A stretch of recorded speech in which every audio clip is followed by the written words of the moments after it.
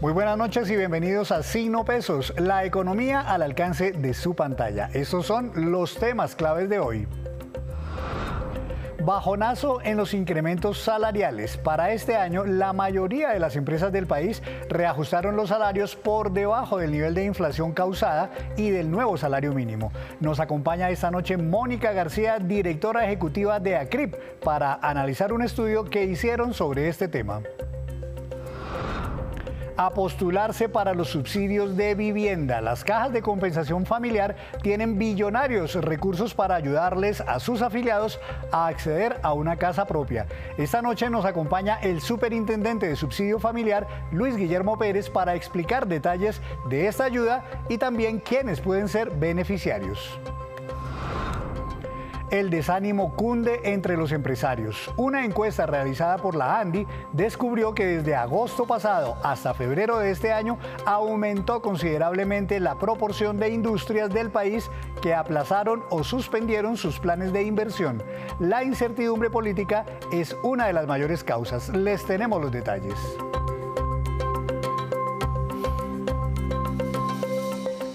Y comenzamos esta emisión de Signo Pesos hablando de un estudio muy interesante que realizó la Asociación Colombiana de Gestión Humana, ACRIP, en torno a los incrementos salariales que hicieron las empresas para este año 2023. Le doy la bienvenida a la doctora Mónica García Espinel, directora ejecutiva de esta asociación. Doctora Mónica, buenas noches, bienvenida a Signo Pesos. Muy buenas noches, Henry. Muchísimas gracias por esta invitación. Para nosotros, para CRI, es muy importante pues estos espacios para dar a conocer los resultados de los estudios que realizamos. Mil gracias por la invitación. A usted, doctora Mónica, ¿la encuesta fue realizada entre qué tipo de empresas o de qué zonas del país? Bueno, nosotros realizamos un estudio, fue a más de 100 empresas a nivel nacional, en las principales ciudades donde la principal muestra, el 58%, se realizó en la ciudad de Bogotá. Pero estuvieron las principales ciudades, estuvo Medellín, estuvo Barranquilla, Cartagena, Bucaramanga, estuvieron las principales ciudades en general. Doctora Mónica, quisiera hablar entonces de los reajustes propiamente porque el año pasado la inflación llegó al 13,12% y el reajuste al salario mínimo para este año se fijó en el 16%. Con base en esos parámetros, ¿qué descubre la encuesta respecto de los incrementos propiamente que se hicieron en las empresas?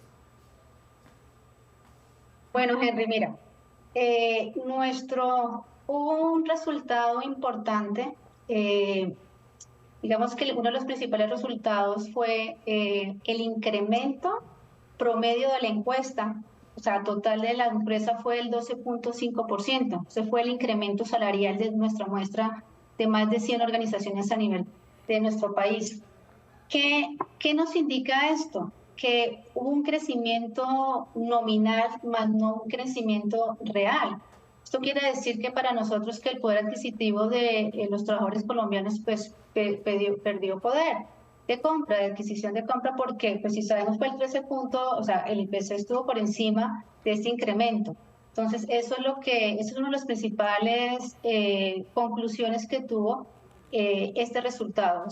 ¿Por qué se cree, doctora, o no sé si la encuesta preguntó propiamente, por qué ese incremento fue un poco por debajo de lo que fue el IPC del año pasado, pero también el incremento del salario mínimo para este 2023?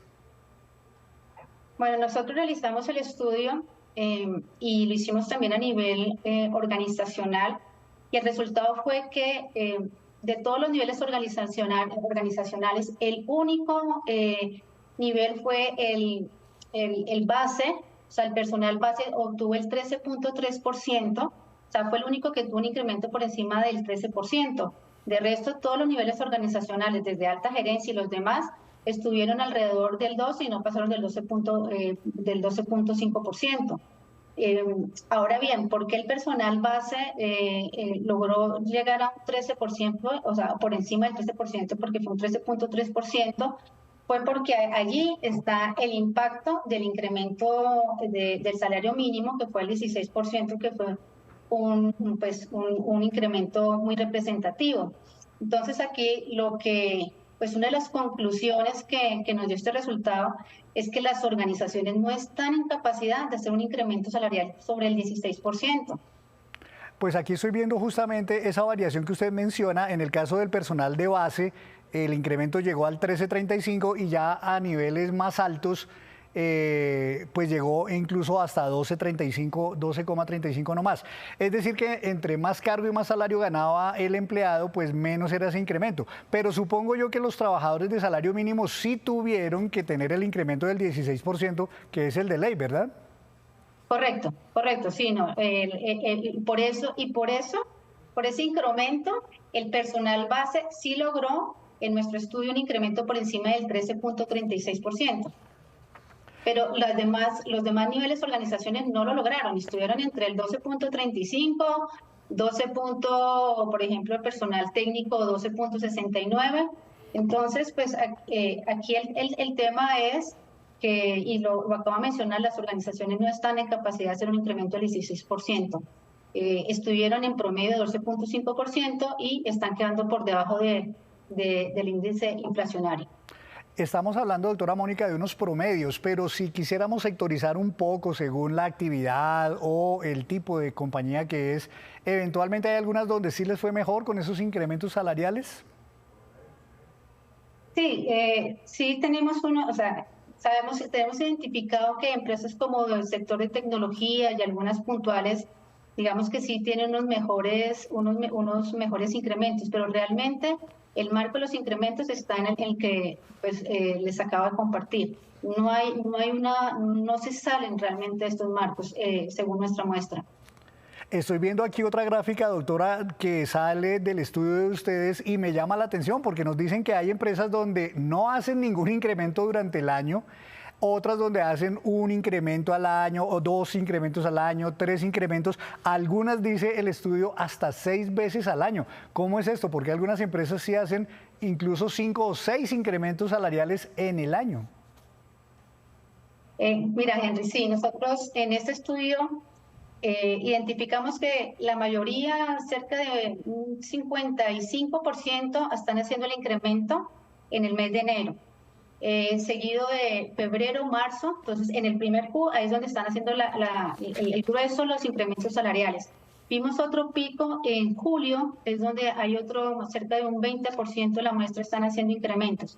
Pero sí encontramos, como lo mencionabas, y es tipo de organizaciones donde tienen ciertos reconocimientos o tienen dentro de su estrategia hacer algunos por cumplimientos de Q, hacer algunos ajustes. Entonces, es más por cumplimiento de ventas, es dependiendo del tipo de sector o de actividad, pero son también muy puntuales. Pero el grueso está, enero fue el principal, febrero, marzo, en julio, y algunas pues que dependiendo de su actividad o cumplimientos de ventas hacen algunos ajustes.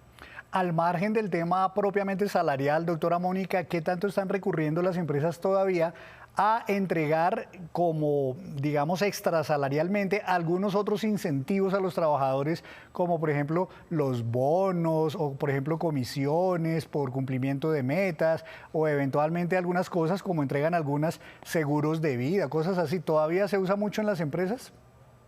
No, todavía se mantiene. Aquí la preocupación es que ante la dificultad de llegar a, a pasar y a cubrir y mantener ese porcentaje de nivel de vida, seguramente se va a jugar con ajustar por un lado esos beneficios extralegales o de salario emocional para por lo menos asegurar la base y que se logre cubrir el mismo incremento de costo de vida. Quisiera hacerle una última pregunta, doctora Mónica, y tiene que ver con ese ambiente, digamos, que hay este año por las reformas que se avecinan en términos laborales, también la reforma pensional. Los empresarios, no sé si lo preguntaron ustedes en la encuesta, ¿qué tan preocupados están con esos sobrecostos que se pueden sobrevenir por efectos justamente de esas reformas? Están planteando inclusive reducir o estudiar la posibilidad de reducir la jornada laboral de 5 a 4 días como ya lo están experimentando, por ejemplo, en el Reino Unido. ¿Se consultó algo de eso en la encuesta o han tomado ustedes la temperatura sobre esos temas? No, realmente dentro de este estudio no sondeamos esa información. Sin embargo, sí pues les comparto que desde ACRIP sí se están haciendo unos estudios particulares que pues me gustaría, Henry, que nos invitaran, pero sí estamos haciendo un estudio sobre este tema. Inclusive en ACRIP hay un comité laboral que está trabajando muy fuertemente estos temas. Entonces, pues nos gustaría que nos abrieran otro espacio para profundizar sobre eso, porque sí los estamos revisando. Y seguramente ahí van a salir muchas preocupaciones de estas. Doctora Mónica, muchas gracias por estar en Signo Pesos y compartirnos este estudio tan interesante. Henry, muchas gracias y bueno, gracias por la invitación y nos veremos con el otro estudio que les acabo de compartir. Así es, muchas gracias desde ACRIP. Y a propósito de este tema, reducir la jornada laboral a solo 4 días a la semana es un experimento que hizo el Reino Unido con algunas pequeñas y medianas empresas. El resultado evidenció que hay una mejora en la calidad de vida de los empleados y un aumento en la productividad. Pero ¿qué tan viable sería una jornada laboral así en Colombia? ¿Y qué plantea la reforma laboral que se está diseñando? Averiguamos sobre estos temas. Para las 56 microempresas que participaron en el experimento del Reino Unido, la jornada laboral de 4 días a la semana redujo el estrés, mejoró la salud y aumentó la productividad de los empleados. En Colombia, empresas como la aseguradora Allianz ya tomaron acciones similares. Pudimos observar la necesidad de tener días en donde no tuviéramos ningún tipo de reunión, ni virtual ni presencial. Esto lo que hizo es que sacáramos unos días al año que se llaman Focus Day. Son días donde los empleados nos enfocamos en sacar nuestras tareas, nuestras actividades, lo que tengamos atrasado y nos podemos enfocar solamente a realizar estas actividades. Reducir la jornada laboral a menos días ya está en la mesa de discusiones. De hecho, el presidente Petro lanzó la idea de que el sábado se pague como horas extras. A FENALCO le preocupa el incremento de los costos laborales calculado en 30% por temas como la ley de recortar la jornada semanal a 42 horas semanales y las propuestas de pagar recargos nocturnos desde las 6 de la tarde y pagar horas extras por el trabajo en el día sábado. Pero el comercio, el turismo, tradicionalmente tienen que trabajar sábado, domingo, festivos y en la noche. El impacto de la reforma se va hasta el 17%. O sea que vamos a tener costos laborales superiores al del 2022 entre el 30 y el 37%. Los economistas sugieren que estos cambios estimularían a los empleados. Sin embargo, no creen que este sea el mejor momento para implementarlos. Me parece que es buena, pero no es el momento debido al montón de fenómenos económicos que están golpeando al mundo y en especial a Colombia. La inflación, la devaluación, las reformas en otros campos como el de la salud, reforma tributaria, todas las demás reformas generan una crisis en la economía colombiana, incertidumbre, volatilidad en los mercados. Los comerciantes advierten que se puede generar mayor desempleo y los sobrecostos se trasladarían a los consumidores. Y hacemos una breve pausa, pero cuando regresemos espere el balance financiero de la compañía ISA al cierre del año anterior. Ya nos vemos. Regresamos a Signo Pesos. El año pasado muchas familias se vieron afectadas por la suspensión de los subsidios de vivienda en el país debido a que el presupuesto se había acabado. Pero este año no solo el gobierno, sino las mismas cajas de compensación familiar cuentan ya con importantes recursos y reactivaron la entrega de esas ayudas. Por eso quiero saludar al superintendente de subsidio familiar, el doctor Luis Guillermo Pérez. Doctor Pérez, buenas noches, bienvenido a Signo Pesos. Muy buenas noches, Henry. Un gran gusto saludarte. Un abrazo para toda la audiencia y para ustedes. Gracias, doctor Pérez. Estoy viendo por aquí una cifra muy importante y son los recursos que tienen las cajas de compensación para entregar subsidios de vivienda este año. Si no estoy mal, es 1.180.000 millones de pesos. ¿Ese presupuesto es mayor, igual o menor al de años anteriores? Son 2.2 billones de pesos que se prevén deben llegar a 34.000 familias. Para vivienda nueva se van a adjudicar 34 millones de pesos por familia y pueden acceder a este subsidio quienes ganen menos de 4 salarios mínimos. El monto es superior al año anterior, dado que el recaudo del 4% aumentó considerablemente durante el año 2022. Nos estamos aproximando a la cifra de 10 billones de pesos de ese salario social de los trabajadores y trabajadoras de Colombia. Doctor, ¿de cuánto va a ser el subsidio? Porque ahí tengo unas dudas. Por ejemplo, el gobierno habla de 20 o hasta 30 salarios mínimos, pero no sé si las cajas de compensación adicionalmente dan algún otro subsidio como ocurría en el pasado. ¿Cómo están las cosas esta vez? Bueno, el Gobierno Nacional, a través de la ministra de Vivienda, ha anunciado 22.000 subsidios y a través de las personas que tienen SISBEN, eliminando cualquier otro tipo de subsidio. El de las cajas de compensación familiar se pueden sumar a subsidios que otorguen las alcaldías o los gobernadores en cada departamento. Lo que pueden entregar las cajas de compensación familiar es la suma de 34 millones de pesos. Y esto para vivienda nueva.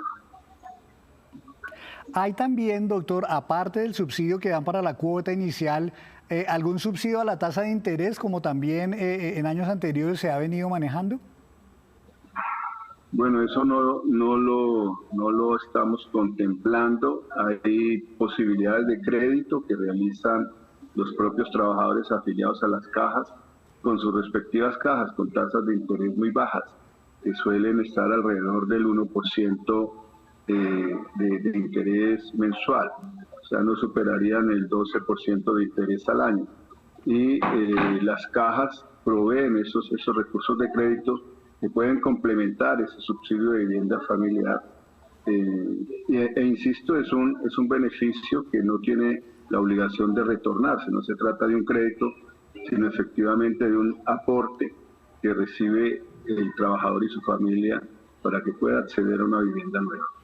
Estoy viendo, doctor, que la distribución de esos subsidios por regiones pues varía mucho de un departamento a otro. Por ejemplo, en Antioquia hay muchos más de los que se entregarían en Atlántico o en Bolívar. ¿Por qué en cada departamento hay un cupo, digámoslo así, diferente de subsidios?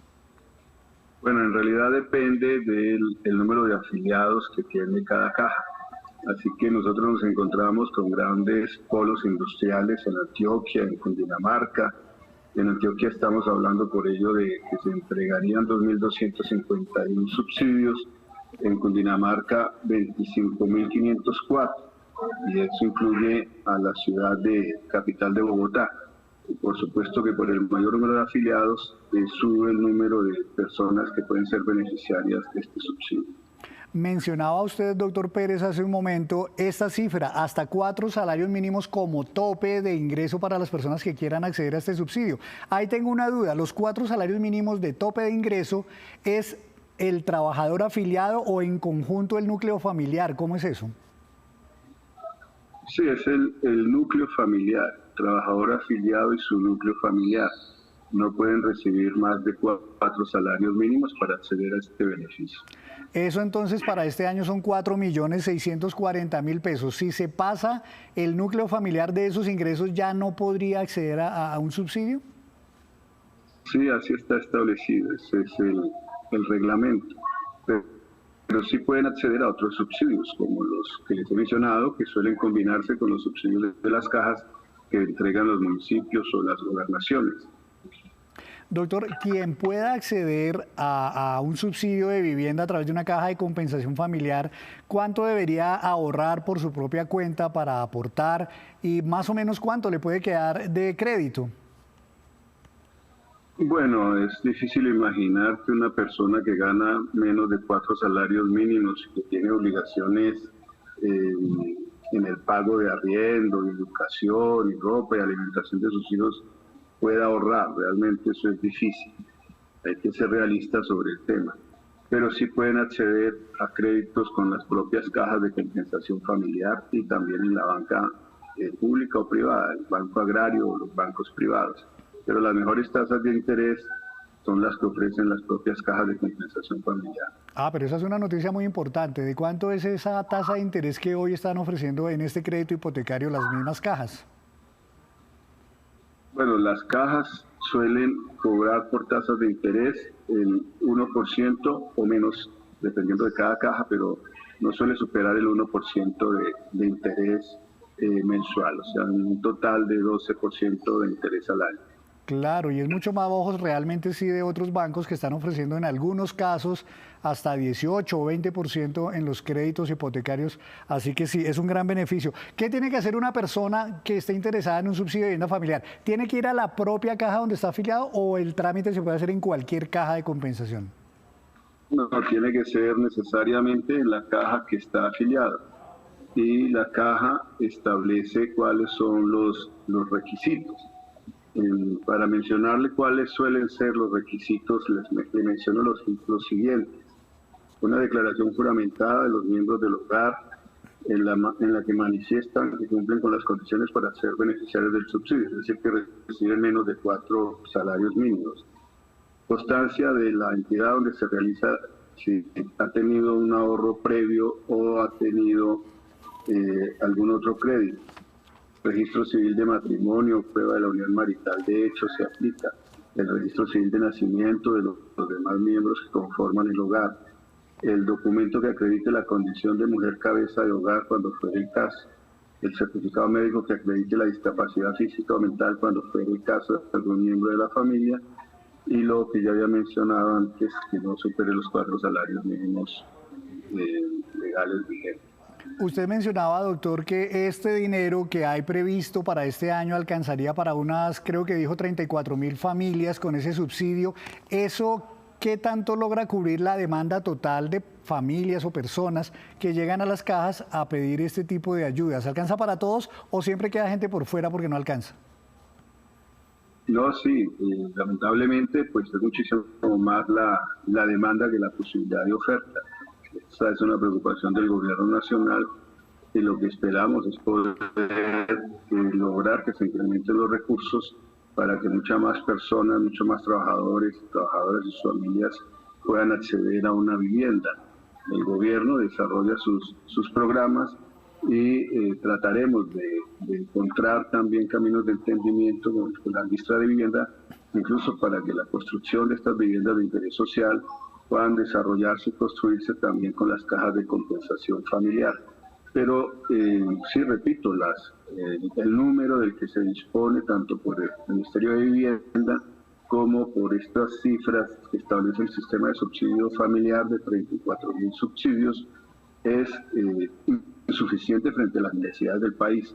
Pero hay que hacer crecer la economía, hay que hacer crecer la economía popular y de eso nos estamos ocupando también desde esta superintendencia. Una última pregunta, doctor Pérez. La ministra había anunciado que en el caso de los recursos que tiene para subsidios, el gobierno pues van a focalizar, digamos, la ayuda en ciertos grupos poblacionales que son, por supuesto, más vulnerables.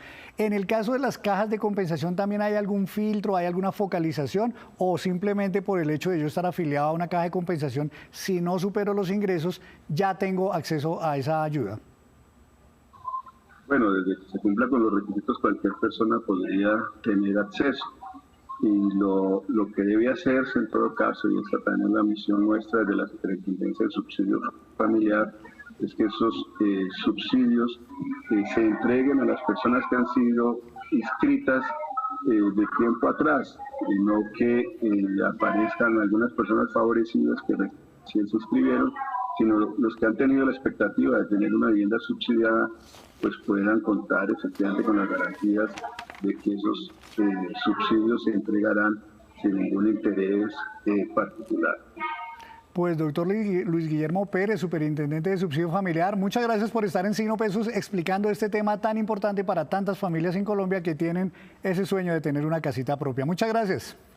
Muchas gracias, Henry. Un abrazo de nuevo para ustedes en el estudio y para toda la audiencia. Muchas gracias. Desde Coveñas, el superintendente de Subsidio Familiar. Así hacemos otra breve pausa y les contaremos cuáles son las compañías fabricantes de carros que más empleados tienen. Ya nos vemos.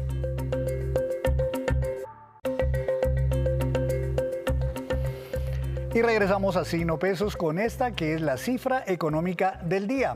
2,2 billones de pesos y corresponde a la utilidad neta de la compañía ISA, que fue alcanzada al cierre del año 2022. Esas utilidades son 32% más abultadas que las logradas al cierre del año 2021. Entre tanto, los ingresos operacionales de ISA llegaron el año pasado a 13,4 billones de pesos, lo que significa un aumento del 20% frente al año inmediatamente anterior.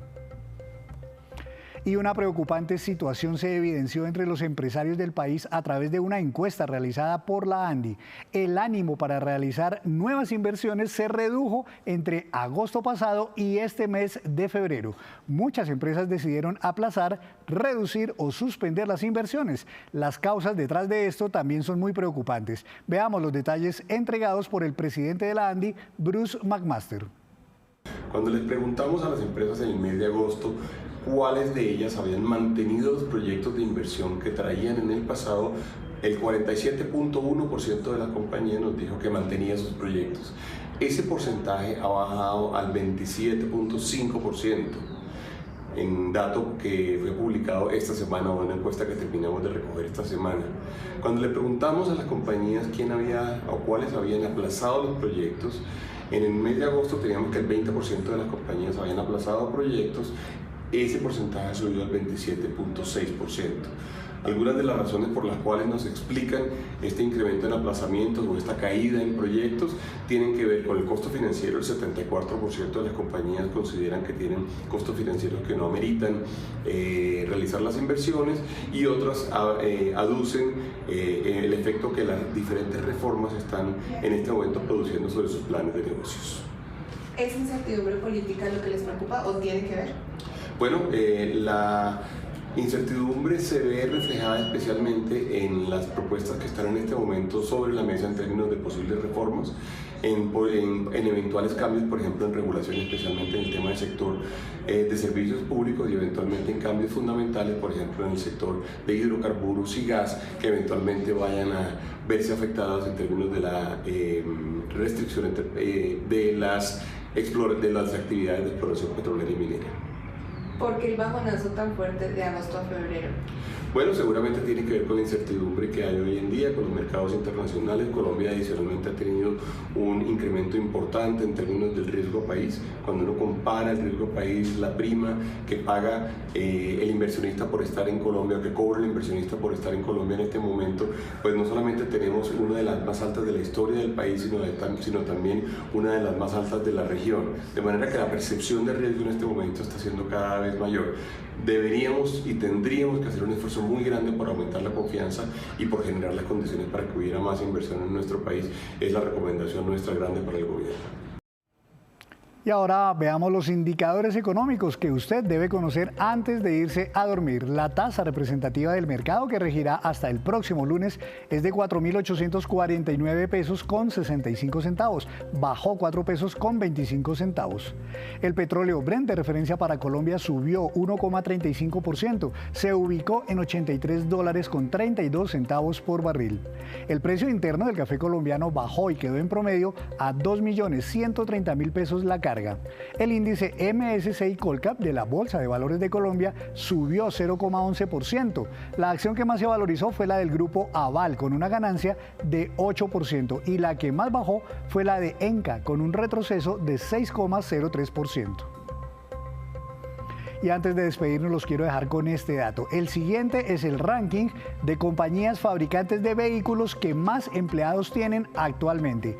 En primer lugar, la alemana Volkswagen con 645.000 trabajadores, la japonesa Toyota 375.000, la china BYD con 288.000, la holandesa Stellantis con 281.000, la india Mahindra con 260.000, luego la japonesa Honda con 204.000 y la de Estados Unidos, Ford, con 173.000. Y así terminamos por hoy. Los esperamos el próximo lunes con una nueva emisión y toda la información económica que usted necesita saber. Esto es Signo Pesos, la economía al alcance de su pantalla. Que tengan una buena noche y un feliz fin de semana.